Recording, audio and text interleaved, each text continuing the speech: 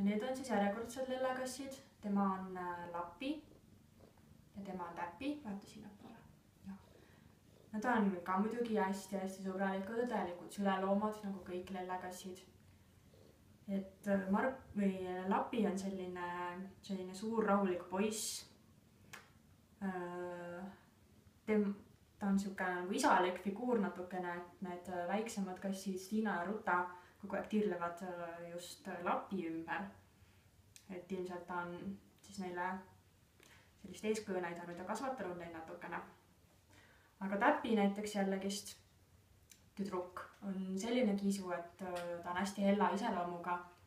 Ja näiteks kui sa siin toas toimetad, siis tihti on niimoodi, et Täpi lihtsalt tuleb ja katsub sind vaikselt käpaga, et vabandust, mina olen ka siin, ma tahan pai saada.